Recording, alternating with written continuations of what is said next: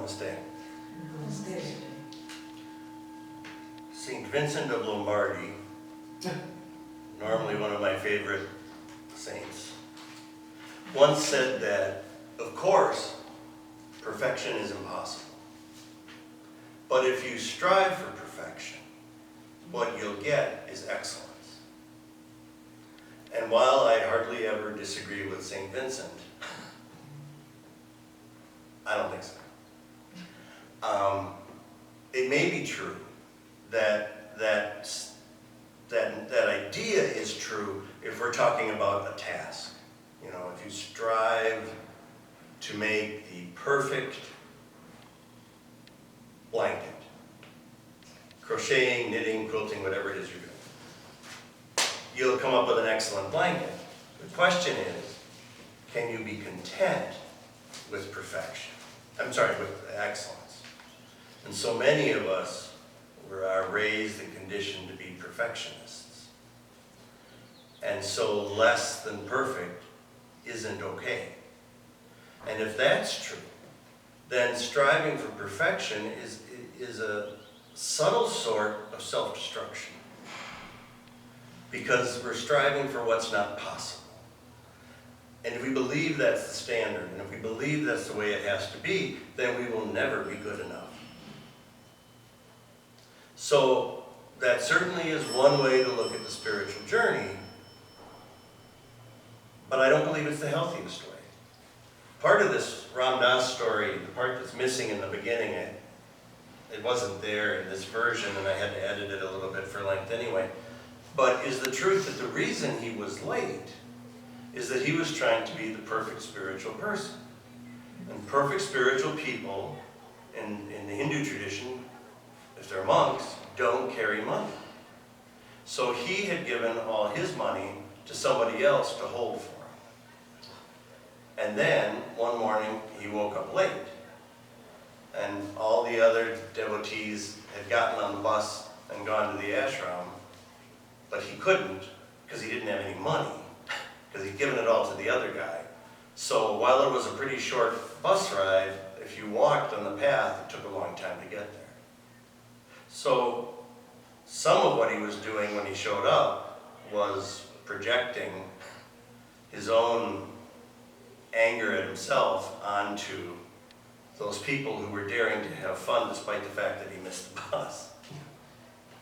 And it's interesting to watch Neem Karoli Baba's reaction, because it isn't, you're a very bad boy because you got angry. You need to be perfect. And it can sound like that's what he's saying when he's saying love everybody and tell the truth. But if that was what he was saying, his response would have been different. Rather than being a compassionate response, he would have said, you're falling short, you're not good enough, don't you listen? This is how it has to be done. You better get back there and work harder.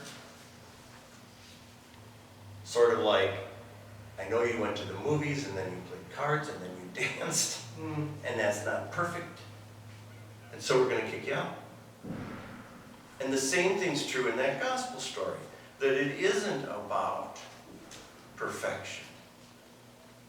So it comes down to either we're not good enough, and we won't be good enough until we're perfect, or we have everything we need. You might say we're perfect already, but we have to find it, we have to uncover it, we have to get rid of all the other stuff. But perfect doesn't mean without flaw. And you can think it does. You can think loving is a perfection deal from that gospel story as well, when it's like, well, if we forgive you a little, you'll love a little. If we forgive you a lot, you'll love a lot. So go out there and put yourself in a position where you're really feeling like you need a lot of forgiveness, and then you can generate a lot of love. If love is, and M. Scott Peck, the Road Less Traveled author, suggests this, if love is wanting the other to come to, he says spiritual fulfillment, I'm going to say complete fulfillment, fulfillment of potential, spiritual and otherwise. Because it's real easy to say, okay, you don't have anything to eat, you're homeless, you don't have a job, but you do have spiritual perfection, so why aren't you happy? I think it has to be a little, you got that going for you. I think it has to be a little broader than that. But even that doesn't say you have to make sure the other person is achieving fullness. You have to force them into fullness whether they want it or not.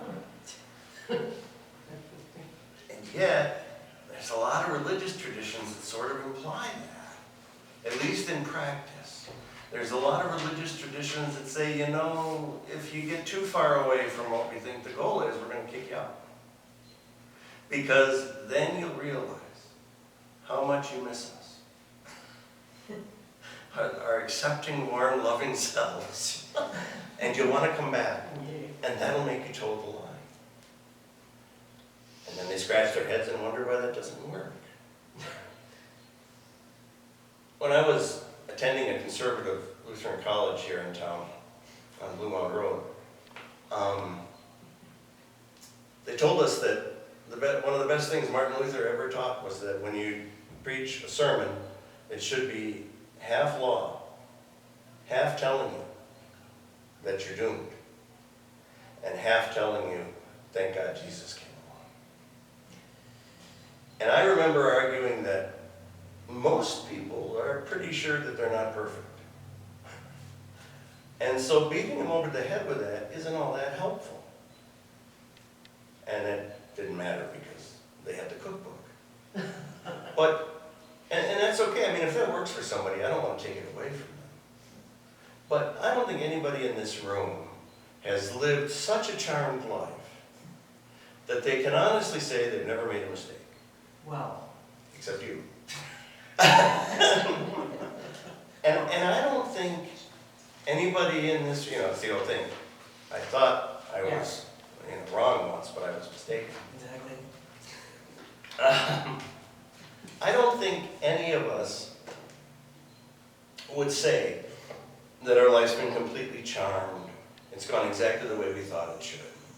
But one of the interesting things, I think, in moments like that is all this business that goes on in the New Testament about becoming like a child. Now, I did a wedding yesterday, and there were supposed to be 2 flower girls. One was about 2 years old, and the other one was maybe 3.5, 4. And when they had practiced, they practiced together.